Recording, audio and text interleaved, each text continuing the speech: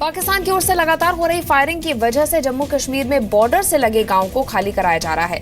BSF और सुरक्षा बलों के लोगों को बुलेट प्रूफ गाड़ियों से सीमा से दूर के गांव और राहत कैंपों में पहुंचाया जा रहा है।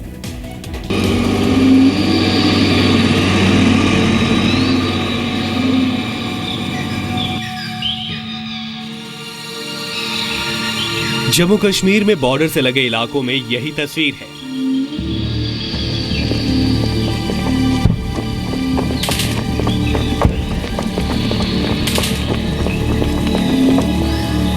चारों ओर सन्नाटा है। या तो लोग घरों में छिपे हैं या फिर घर छोड़कर जा चुके हैं।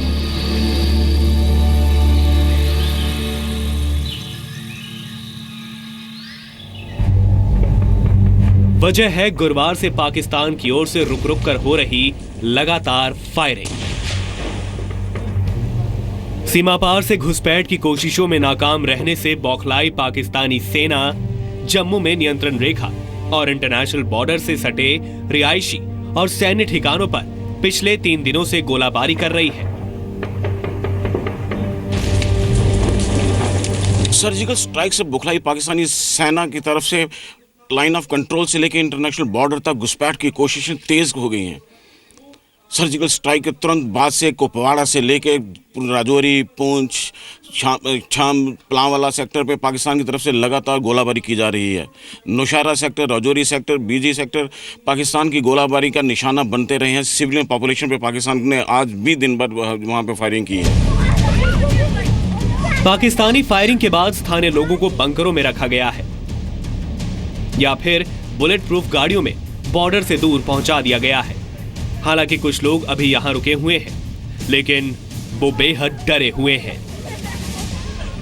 कितना यहाँ पे डर लग रहा है पाकिस्तानी गोलाबारी से, जो भी है यहाँ पे जहाँ पर लोगों में बहुत डर है। इसलिए हम लोग सरकार से यही चाहते हैं कि हमें जल्द से जल्द सुरक्षित जगह में पहुँचाया जाए और हमारे लिए बॉर्डर के लोगों के लिए कोई सुविधा प्राप्त की जाए।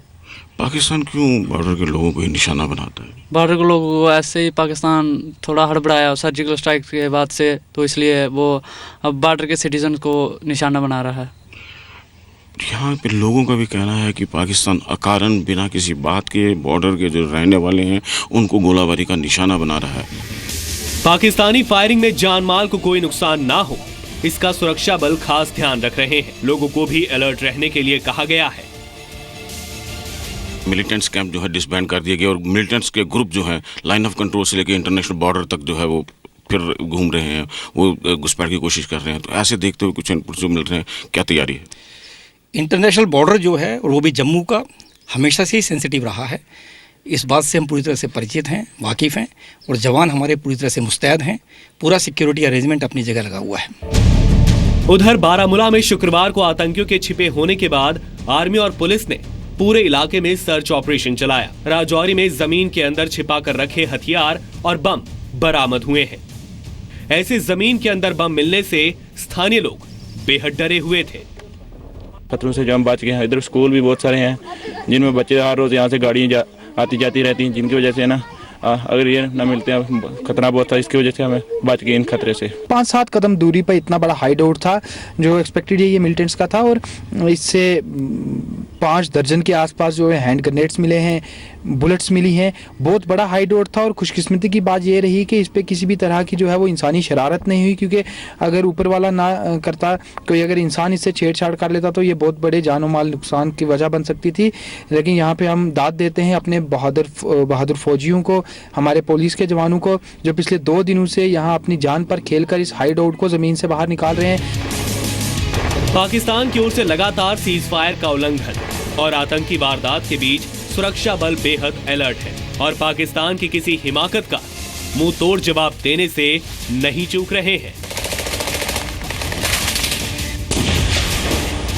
किसी तरह की भी जो इस तरह की जो चाल है या जो भी कोशिश है मिलिटेंट्स के थ्रू, वो कामयाब कभी नहीं हो पाएगी। बीएसएफ का कहना है कि अगर कोई इस किस्म की मिलिटेंट्स की तरफ से कोशिश की जाती है तो उसे उसी तरह से निकाला कर दिया जाएगा जैसे बीती रात मिलिटेंट्स का जो है जो घुसपैठ की कोशिश थी उसको नाकाम कर दिया गया। कैमरामैन मानी के साथ राजू केरनी, जी मीडिया, हीरानगर सेक्टर।